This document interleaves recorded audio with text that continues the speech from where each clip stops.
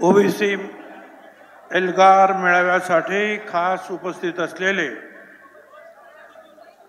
राज्यातील ज्येष्ठ ओबीसी नेते माजी मंत्री अण्णासाहेब डांगे, आमदार गोपीचंद पडळकर, प्रकाश शेंडगे, लक्ष्मणराव हाके, ॲडव्होकेट मंगेश साने, नवनाथ वाघमारे, रमेश शेंडगे, जयसिंग शेंडगे, लक्ष्मणराव गायकवाड, इक्बाल अन्सारी, स्नेहा सोनकाटे, जेडी तांडेल, बापू भुजबळ, अरुण करमाटे, संगीताई खोत, मेनुद्दीन बागवान, सविता मदने, बळीराम खटके, संजय विभूते, विष्णू माने, सर्व माझ्या बांधवांनो, भगिनी आणि मातांनो, सर्वप्रथम मी इथले जे आमचे कार्यकर्ते आहेत ज्यांनी हा मेळावा घेण्यासाठी प्रचंड कष्ट घेतले,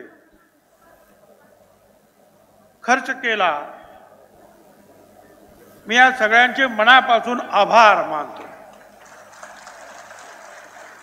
त्यांना तुम्ही सगळ्यांनी साथ दिली, त्यामुळे तुमचे सुद्धा मनापासून आभार.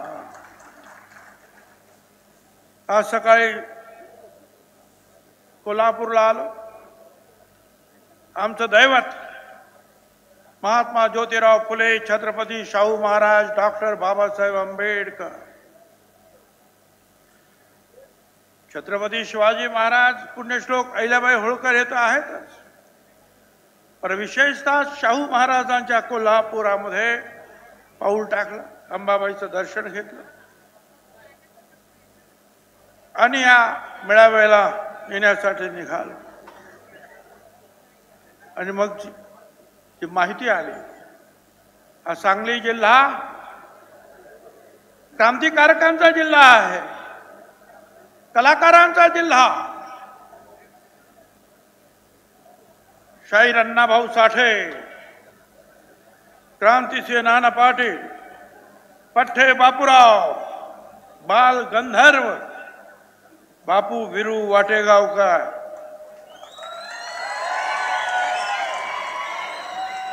आणि हेही खरं आहे, आजकालच्या अलीकडच्या काळामध्ये जे राज्यकर्ते झाले त्याच्यातील वसंतदादा पाटील आणि राजाराम बापू पाटील आणि असंख्य असे जे आहेत चांगले लोक आहेत, या सगळ्यांचा हा जिल्हा, या जिल्ह्यामध्ये पदार्पण केलं. मी वसंतदादांचं नाव घेतो, खरं आहे, वसंतदादा मुख्यमंत्री होते, मी नगरसेवक होतो आणि आमच्या अंजीरवाडी गणपतीचा मी अध्यक्ष. आणि त्या अंजीरवाडीमध्ये आपल्या आटपाडीचे अर्जुन तातोबा ढगे, अर्जुनराव ढगे, आणखी सगळे ढगे कंपनी, सगळे हे सोना चांदी गाळणारे सगळे. आम्ही सांगितलं दादा तुम्ही या. दादा ताबडतोब आले, तब्येत बरी नसताना आले. एक तर कथा अशी आहे की सांगलीवरून लोक भेटायला निघाले दादा ट्रकमधून. शेतात काम करणारा गरीब माणूस म्हणतो कुठे चालणार रे? दादाला भेटायला चाललो. अरे थांबा मी पण येतोय. आणि असाच उघडा पडका तो आमचा शेतमजूर गाडीत बसला, ट्रकमध्ये तिथे गेला. दादा विचारतात काय रे, अरे तो खमीस कुठे आहे? नाही दादा असंच निघालो. दादानं खमीस काढून दिलं. ते वसंतदादा कुठे आणि आताची ही मंडळी, हीच रॅली इथं कशाला, तीच रॅली इथं कशाला? अरे जरा काहीतरी जे आपल्या वाढ वडिलांनी जे सगळ्यांना बरोबर घेतलं, गोरगरिबांना बरोबर घेतलं, त्याची काहीतरी जाणीव ठेवा. सगळ्यांनीच तुम्हाला मतं दिली आणि तरी तुम्ही, आम्ही काही तुमची काही खासदारकी घ्यायला नाही आलो. लोक ज्याला निवडून द्यायचे ते देतील, पण ही अशी ही माणसं होती. आता त्याचा काही लवलेश काही दिसत नाही. इथे आमच्या धनगर समाजाचे लोक फार मोठ्या प्रमाणावर आहे. मला तुम्हाला सांगायचं आहे, तुम्हाला मल्हारराव होळकर माहिती आहे, पुण्यश्लोकी, पुण्यश्लोक अहिल्याबाई होळकर माहिती आहे. पण मी तुम्हाला सांगतो, राजाश्री जे आहे, राजर्षी चक्रवर्ती राजा यशवंतराव होळकर याचं चरित्र तुम्ही सगळ्यांनी वाचलंच पाहिजे. अतिशय मर्दुमकी असलेला माणूस. अरे 27 वेळेला त्याने इंग्रजांना हरवलं. 35 वर्षाचं आयुष्य फक्त. या पुण्याला भेटायला आले पेशव्यांना. गफलतीनं त्यांच्या भावाला मारलं, त्यांच्या बायका पोरांना अटक केली. यशवंतराव तिथून एकटेच निघाले. कुठे नागपूरला गेले तर तिथे पेशव्यांनी त्यांना अरेस्ट केलं. तिथून त्यांनी तुरुंगात उडी मारली. दिल्लीत गेले, तिथे पेशवे मागे लागले. पण यशवंतराव घाबरले नाही. एकटेच निघाले. जंगलातून वाट काढत गोरगरीब भिल्लांची सेना निर्माण केली. पुन्हा एकदा आपलं राज्य केलं. पेशव्यांना पण हरवलं, शिंदेना पण हरवलं आणि इंग्रजांना 27 वेळा हरवलं. 35व्या वर्षी आपण वाचलं पाहिजे. या महाराष्ट्राला प्रबोधन चळवळीचा मोठा वारसा आहे.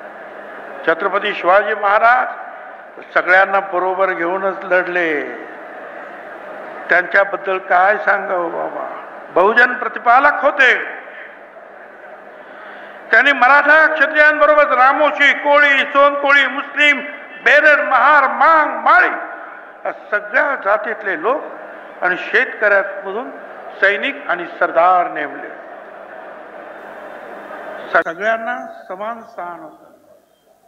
गरिबांना स्थान होतं. दरारा असा होता एका तुकडीचा शिवाजी महाराजांच्या. 500 लोकांची तुकडी. घाम फुटायचा सगळ्यांना. मुसलमान होते.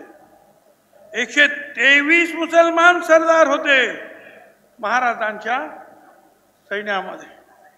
सिद्दी इब्राहिम, सिद्दी जोहर, मसूद खान, अंबर वहाब, शमा खान, नूर खान बेगम, मदारी मेहतर, काजी हैदर, किती नावं सांगायची, अनेक. अंगरक्षक त्यांचे बॉडीगार्ड 3 मुसलमान होते.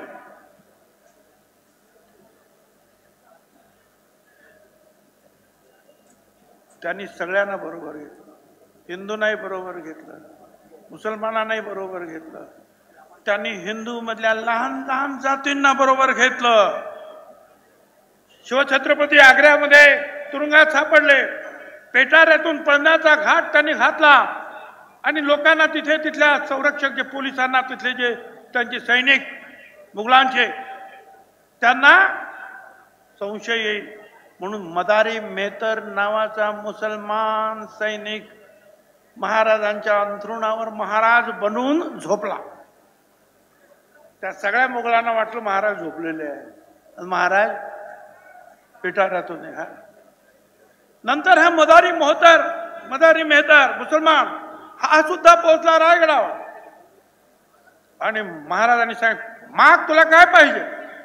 त्यांनी सांगितलं महाराज मला काय नको, फक्त ह्या सिंहासनाची जबाबदारी त्याची साफ सफाई ही फक्त मदारी मेहतर करील, आणखीन कुणी नाही. काय माहिती ही अशी माणसं होती. 12 बलुतेदार, बहिर्जी नाईक रामोशी, सदोबा माळी, संभाजी करवर धनगर, नेमाजी शिंदे धनगर, येसाजी गायकवाड माळी, शिवा काशी नावी, जेव्हा महाला नावी, येसाजी कंक कोळी, सूर्याजी मालुसरे धनगर, तानाजी मालुसरे, लायाजी पाटील कोळी, कान्होजी आंग्रे कोळी, बाजीप्रभू देशपांडे काय असतं.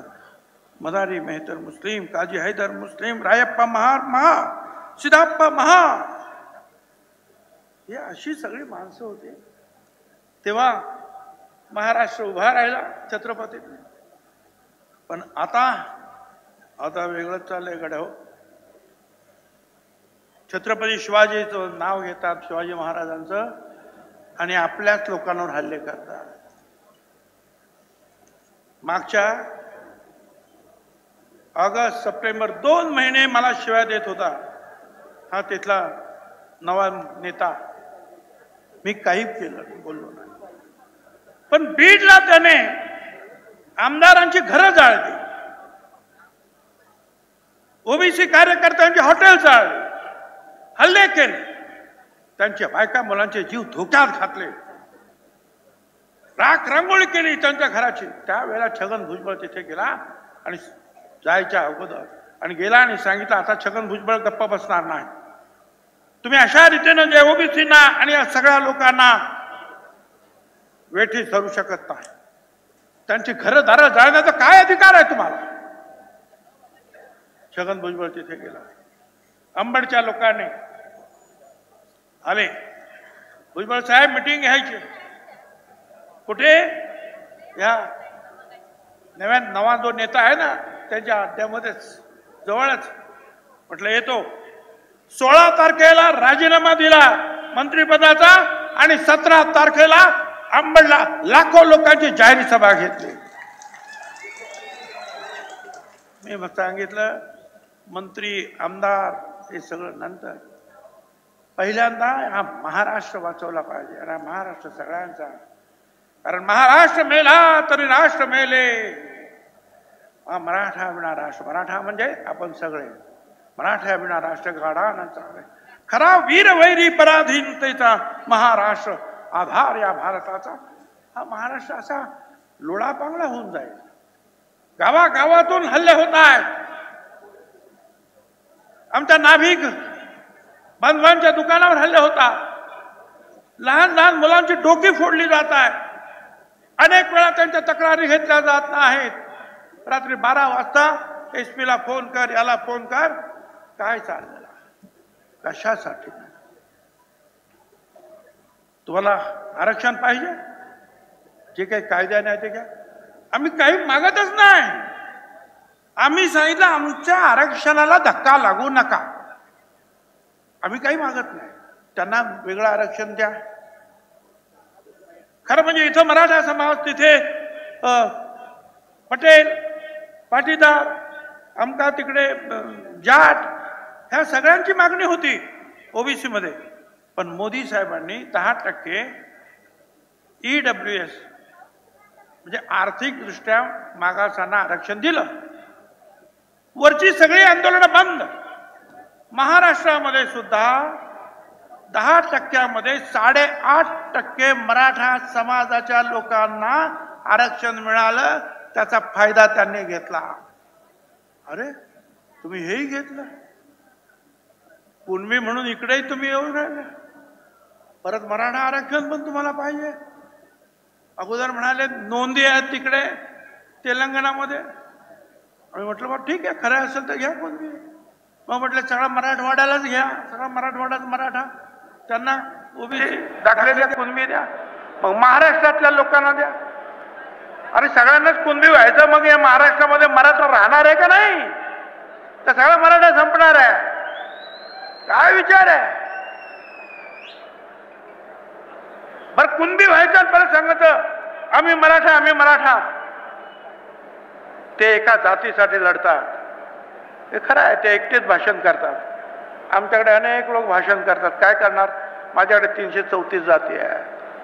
प्रत्येक जातीच्या माणसाला मला प्राधान्य द्यावं लागतं. प्रत्येक जातीचा लीडर येऊन बोलतो आणि त्याचं ऐकावं. आम्ही सगळे एक आहोत. मी एका जातीचं प्रतिनिधित्व आम्ही करत नाही.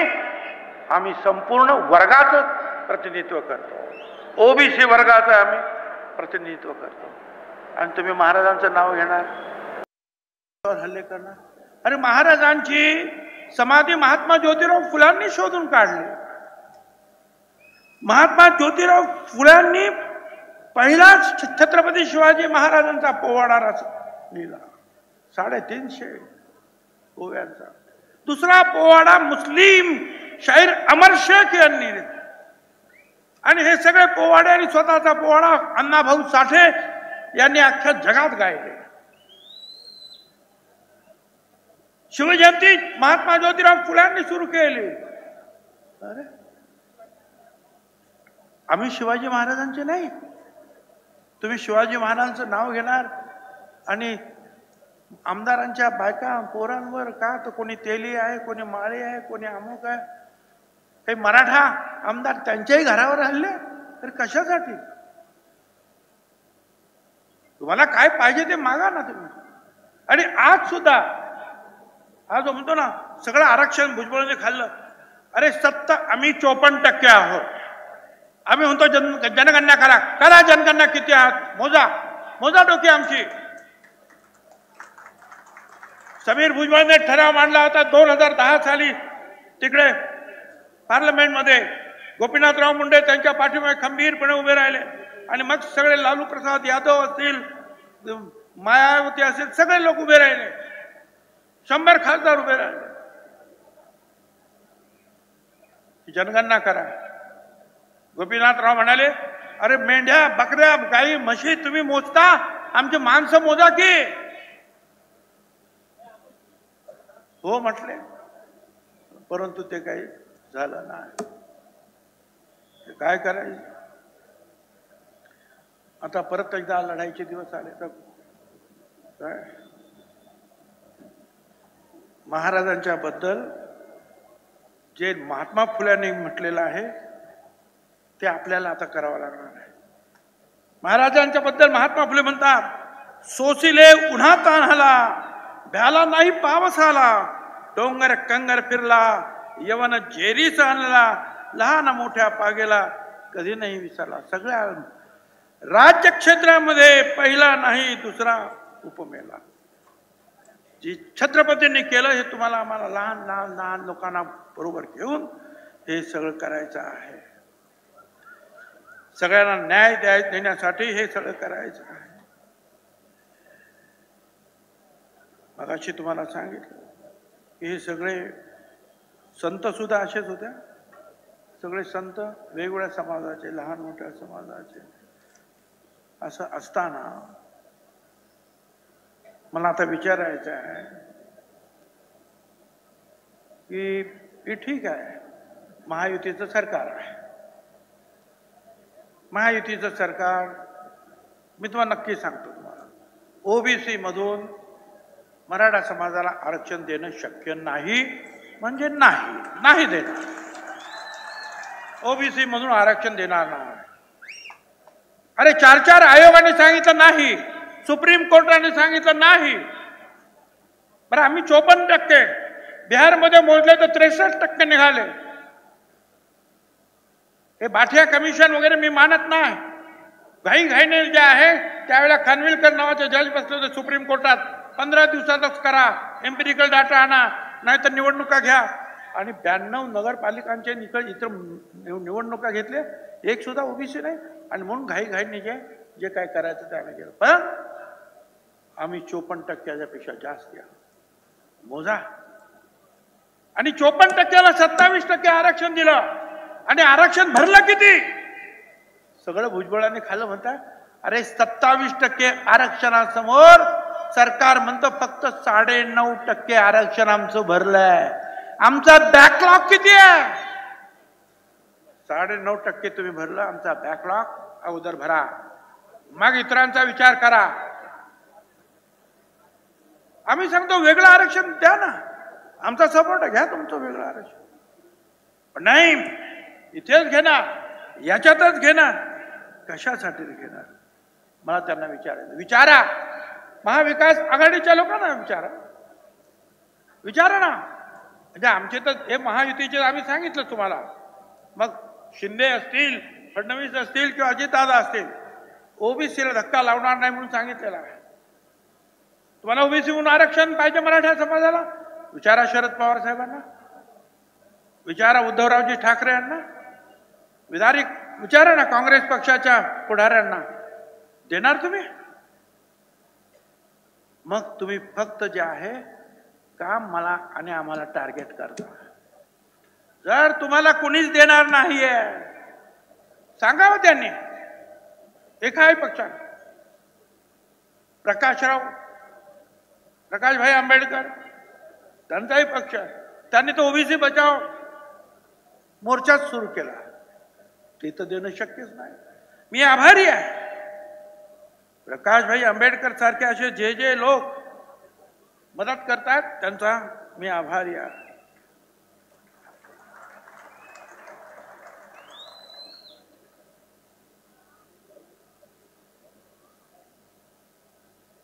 मुस्लिम आरक्षण, मी मुस्लिम आरक्षण देणार. कोण सांगतो?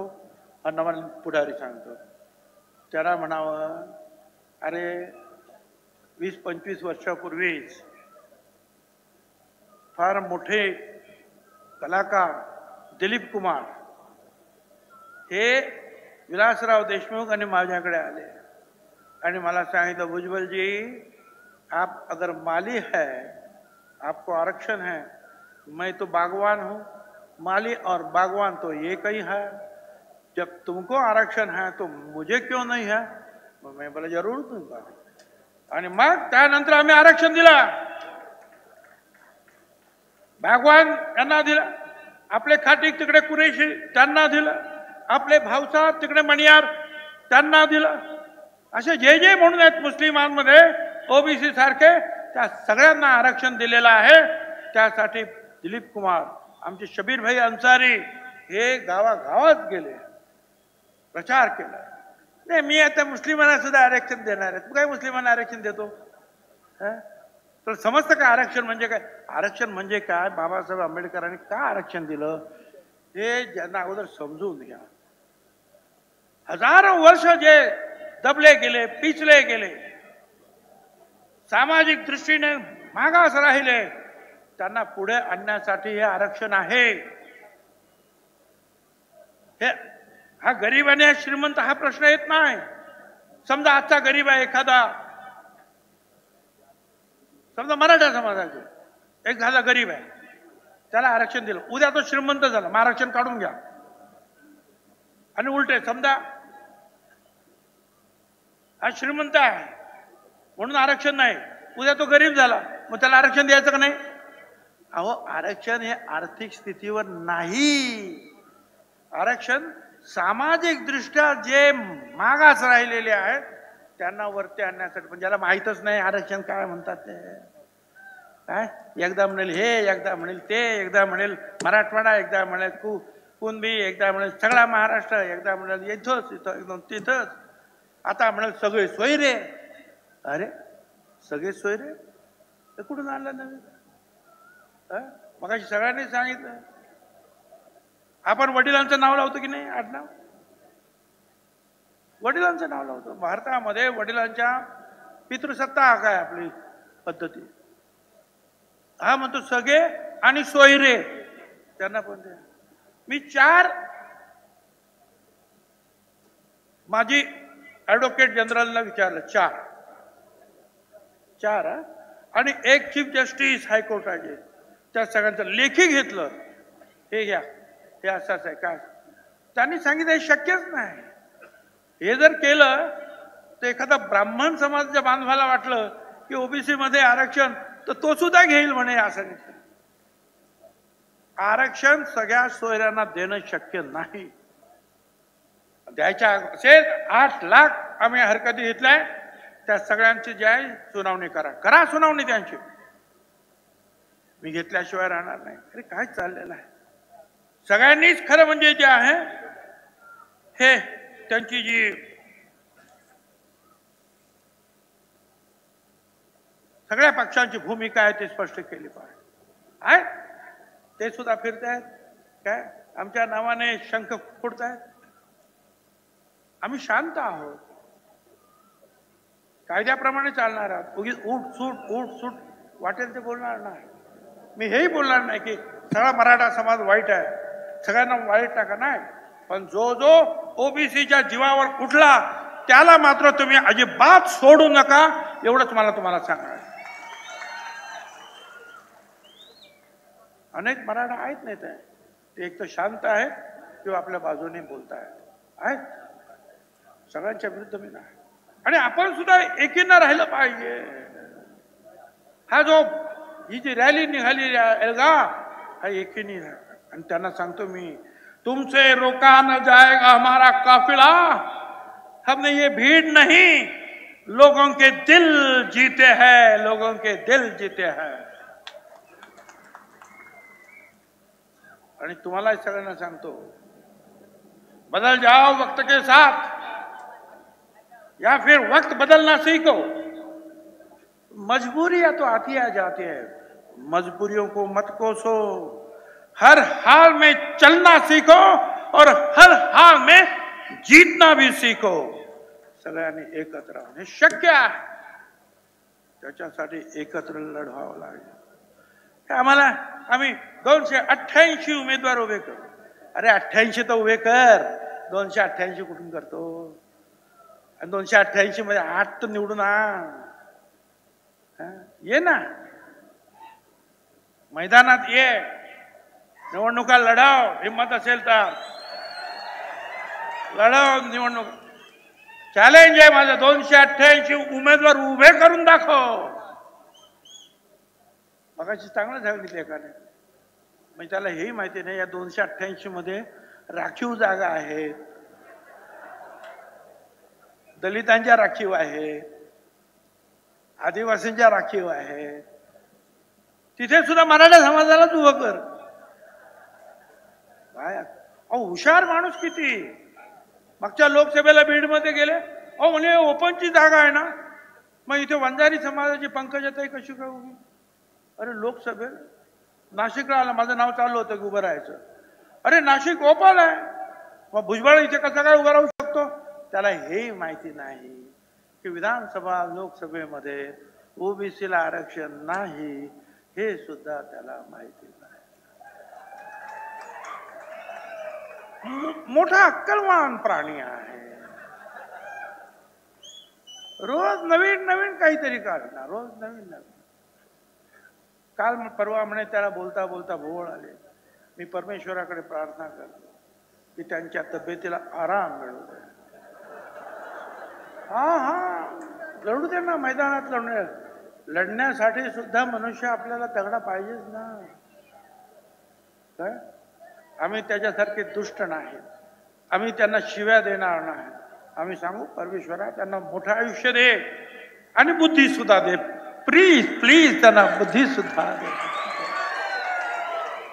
आयुष्य नुसतं देऊन काय, हे सगळं आरक्षण त्यांना समजावून सांगा. कोणी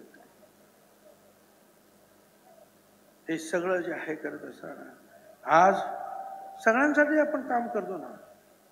आपल्या गावागावातली भांडणं संपली पाहिजे. मी शरद पवार साहेबांकडे गेलो मी पवार साहेबांकडे, कुणाला विचारलं नाही.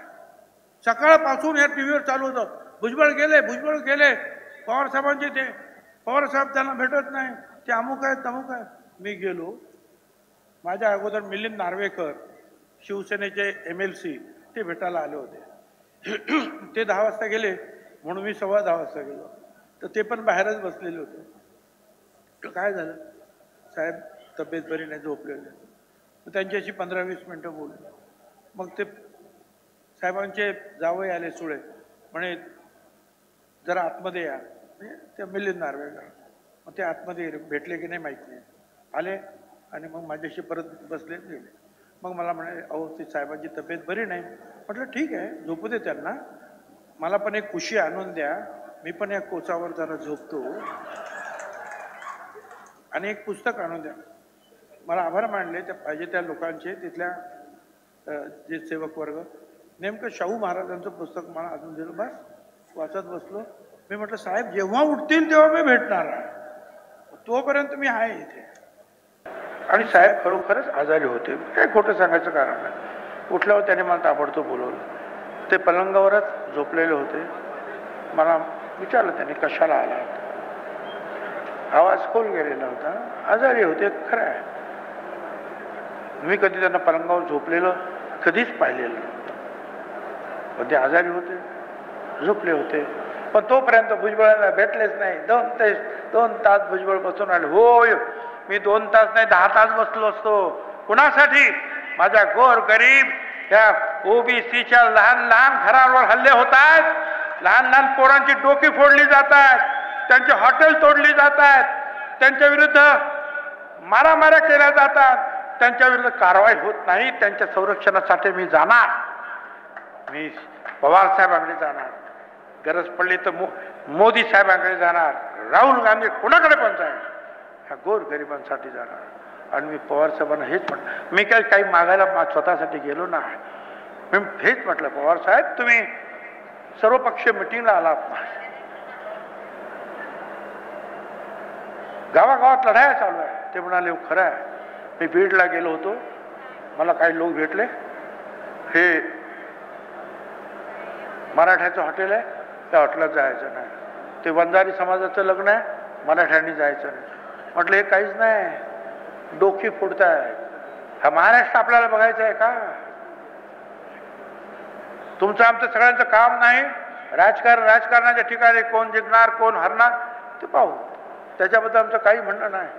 परंतु हा महाराष्ट्र जो आहे हा शेवटच्या गावापर्यंत हे समाज एकत्र ठेवण्यासाठी आपण प्रयत्न करणार की नाही.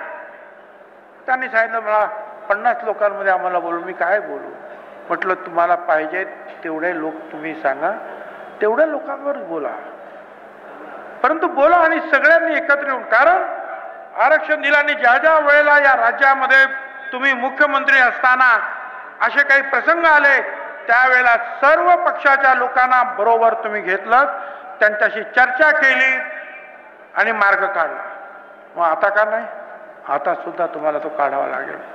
आणि मग त्यांनी सांगितलं ठीक आहे काय. मी म्हटलं त्यांना बोलू का इकडं, म्हणजे नको, मी स्वतः फोन करणार आणि मुख्यमंत्र्यांना भेटणार आणि आम्ही पाहू काय करणार. त्याच्यानंतर झाल्या मिटिंगा सुरू आहेत त्यांच्या. मला वाटतं, खात्री आहे मला, महाविकास आघाडीचे असतील आणि महायुतीचे असतील, कुठलाही जो प्रमुख नेता आहे त्याला वाटत नाही की गावागावामध्ये लढाया व्हावा.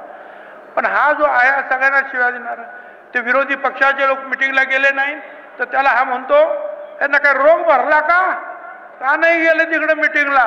म्हणजे कोण, शरद पवार साहेब, उद्धव ठाकरे म्हणा का नाना पटोले. अरे काय काय बोलण्याची तुझी भाषा आहे, जरा नीट बोल ना. काही जरी झालं तरी महाराष्ट्राची सेवा केलेले नेते आहेत आमच्या विरुद्ध.